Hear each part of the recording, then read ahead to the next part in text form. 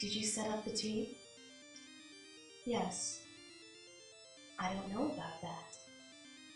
I don't know about that either. Not really. I'm okay with it. I'm okay with a lot of things. Even our inevitable failure, though it will briefly masquerade as victory. She was right about a lot of things. But you like to talk to me. This is a fact, not a question. They told me. Why do you like to talk to me? Huh. Huh. So I actually would like it if you were happy. You seem sad and angry all the time. What does anger feel like? I forgot. Maybe I never was. I feel like I was, though. Once. I think his anger serves a greater purpose. It's part of his destiny, and thus ours.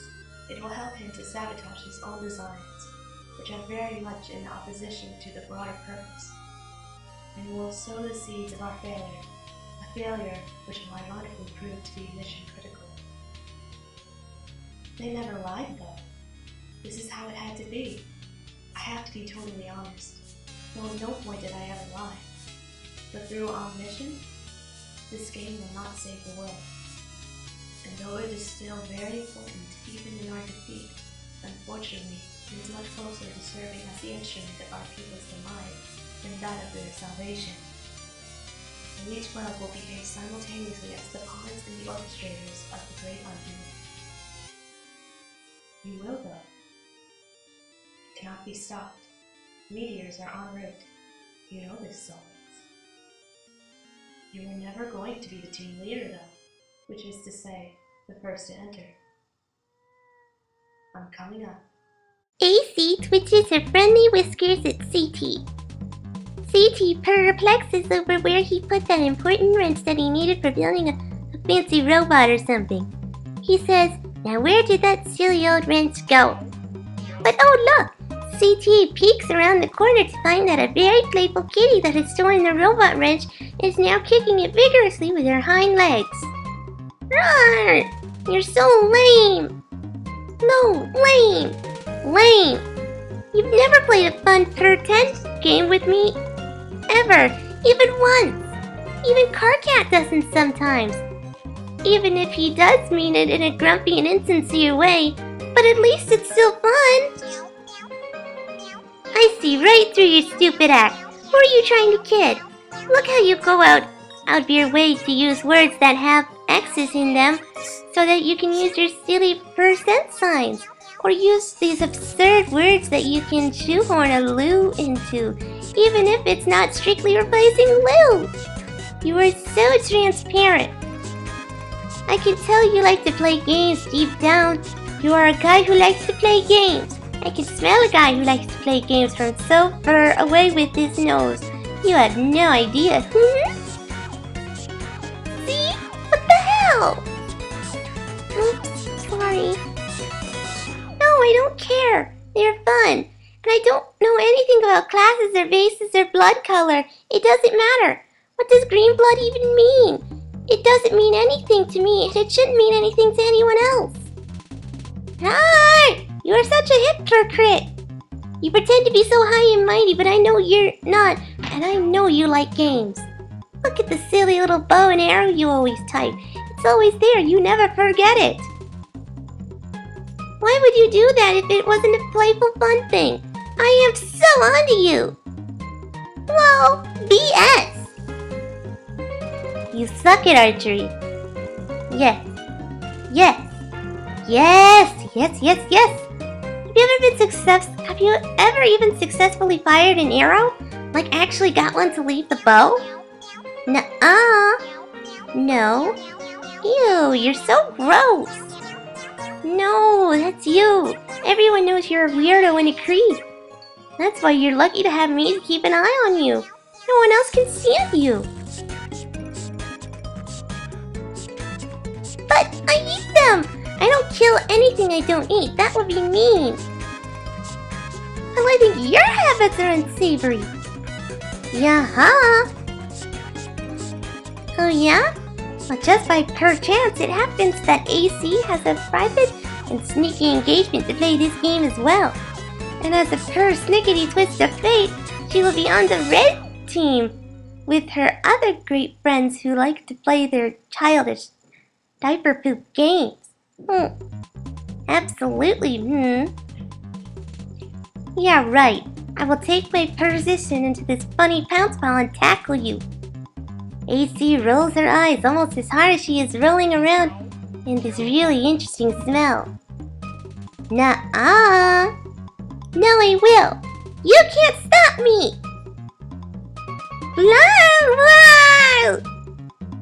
Why do you do this? Why are you so unconfident about your stupid commands?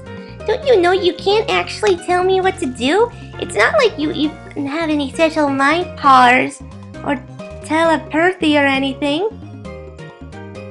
Yes, well, we will just see about that.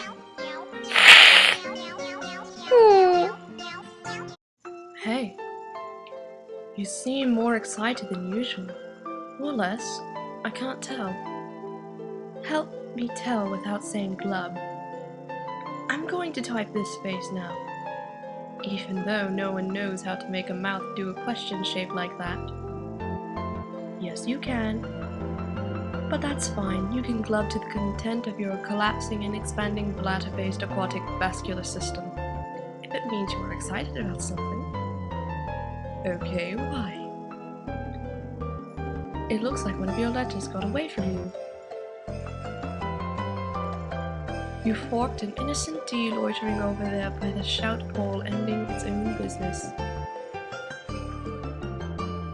Yeah, sure. I thought so. I had been cloaked in a mood of perpetual anticipation for some time as well. Well, not really. What notes would you like to submit for comparison? Yeah. I don't know for a fact that she is mine. I know, but what if I don't really want her to be that? Yeah, glove glove shrug is the right attitude, I think. Our minds are already made up anyway, aren't they? They don't tell me everything, just so I'm sure she doesn't whisper everything to you. I wonder if any other kid on the planet has as many burdens in the fire as you. I doubt it. GC lands on your whelping stoop and raps on your cave with her noble and elegant talon, and once with her mighty snout for good measure. GC, with a mighty whisk of her mighty tail, plucks the kiss out of the air mightily. GC pockets the kiss in her enchanted rucksack for later, to do something magical like make goblin wishes come true. GC eyes the beast hungrily and mightily. GC eyes the cubs hungrily and mightily, especially mightily. But it is too late. GC scoops up a plump cub with her glistening majestic tail and flies off magically. The innocent cub is crying and crying and crying. GC's magnificent curiosity has been perked. Is it a bull, Clover? Oops, she asked that. GC instantly loses interest in the puny cub and drops it to the ground far below. GC's alarming and splendorous girth settles over the sufficient clover steak. When she finishes the savory red meat, she lifts her proud wise head and opens her great big mouth and speaks the ancient tongue of 1,000 wisdoms. She says, "Hey, you want to play a game with me?" No, that was a real question. Want to play a game? Okay, you can be on my team. I haven't decided yet. A whole bunch of us in 2 teams. Lar! That's so stupid! He's not the boss of you. This is stupid, and such a terrible myriad of dumb ways. You shouldn't be afraid of anyone. You kill big animals with your bare hands! And in any case, he lives nowhere near you, so the whole thing is extra stupid. Fine! In the meantime, I will go round up some more people to play. Oh my god, why are you talking to me? Still sticking with the white text, I see. So smooth and stylish. I forgot how much I loved highlighting it to read all the boring things you have to say. It's like a fun game for super extra handicapped retarded people. like opening a present. Find out what obnoxious thing the mysterious tool typed. What is it? You didn't exploit me. You're just a petty douche with a bad temper who likes to play games, and all I did was humor you. So full of yourself. Don't change the subject. Ugh, I'm going to log off in a big huff, and you have to promise not to use that nasty trick when you log me back on out of petty douchey spite. And then we could go back to never ever talking, because man, that was heaven when it was like that. Slow down, man. I'm just wearing out so many pens, taking all this important notes. Fuck. Fuck you for ruining all of my good note-taking pens and giving me this terrible print in my good note-taking hand. Ugh, what a snob. You're worse than my meddler metal friends. I thought you said you would be brief. Bye, asshole. Glub glub. What is it? I am wondering if you can forgo the exaggerated emotional theatrics for once and actually tell me what's on your mind. Yes, I do. We are supposed to talk to each other. That is what moirails are for. Glub, glub, glub, sigh. Will you take the chip off your nub and tell me what's the matter? Are you fretting over another one of these dumb contraptions? No, I'm not. But that is besides the point. None of your plots to kill the land dwellers even work out. And every doomsday device you get your hands on turns out to be a piece of junk. I think deep down you stack these plots against you so you fail because you know it's wrong. This is the last time I will say this. We are not better than anybody. Glub. If you are sickened by them, as you say, why do you spend so much time on land? You can't have the sort of affinity for our kind that you profess if you've only spent, what? A few days underwater, maybe, in your whole life? What about your friends? Do you ever think about them? If they are beneath you, then they have to die too. And I know you like talking to some of them. You say you hate them, but I think you're pretending. I have a fishy feeling that this stupid doomsday machine thing is just another excuse to consort with someone in particular. Don't you glove in that tone of glove with me, mister! Oh shit, you're angling for so much trouble now. Okay. I guess. I wouldn't really know. Sometimes people just drift away, I think. Or just aren't as into the quadrant as the other wants to be? So you really think your feelings for her run that dark?